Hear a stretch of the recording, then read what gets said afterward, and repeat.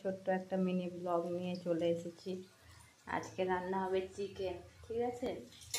Chicken রান্না হবে। সবার প্রথমে কড়াতে তেল দিয়ে ভালো করে পেঁয়াজটাকে ভেজে নিতে হবে।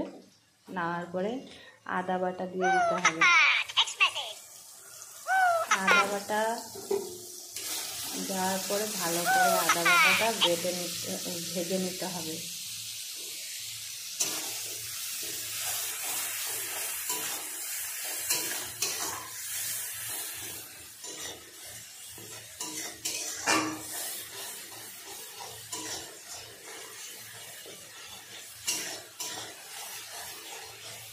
ভেজে নিতে হবে। দেখো গাইস, ভাজা ভাজা হয়ে এসেছে। এবারে রসুন বাটাটা দিয়ে দিতে হবে অল্প করে। রসুনটাকে ভালো করে ভেজে নিতে হবে।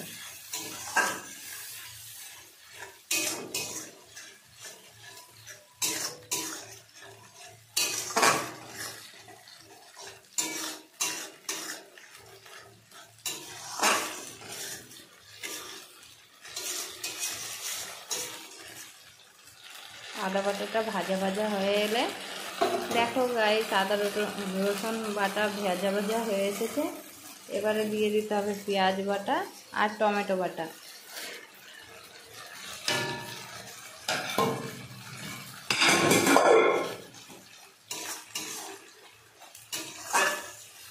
ভালো করে নেড়ে নিতে হবে, ভালো করে, যেন সব মশলাগুলো একসঙ্গে মিশে যায়, ভালো করে ভাজা হয়ে যায়। দেখো ভাজা ভাজা হয়ে এসেছে। এবারে দিতে হবে তোমার 1 চামচ হলুদ গুঁড়ো, 1 চামচ লঙ্কার গুঁড়ো, পরিমাণ মতন নুন দিয়ে দিতে হবে। এবারে ভালো করে সব মিশিয়ে নিতে হবে।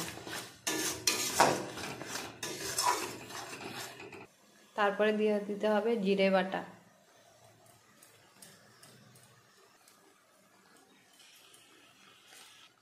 তারপরে সব মিশানো হয়ে গেলে ভাজা ভাজা হয়ে যাবে। তারপরে ধুয়ে রাখা মাংসটা দিয়ে দিতে হবে।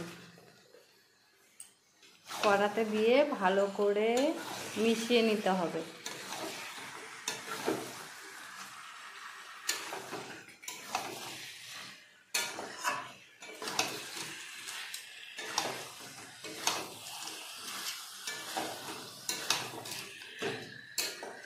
মেশানো হয়ে গেলে ভেজে রাখা আলুটা দিয়ে দিতে হবে।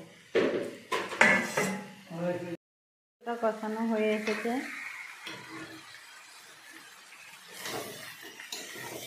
মাংসটা কষানো হয়ে এসেছে। এবারে একটুখানি জল দিয়ে দেবো। যাতে মাংসটা নিচে পোড়া না লেগে যায়।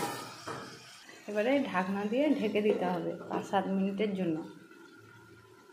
এবারে ঢাকনাটা তুলবো। 5-7 মিনিট হয়ে গেছে।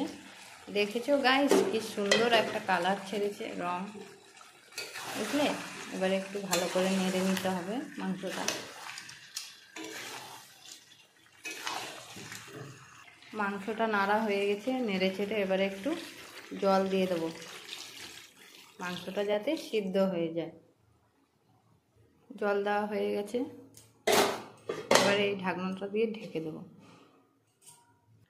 এবার মাংসটা ঢেলে নিলাম। মাংসটা পুরো তৈরি, দেখতে পাচ্ছ গাইস। কেমন হয়েছে বলো।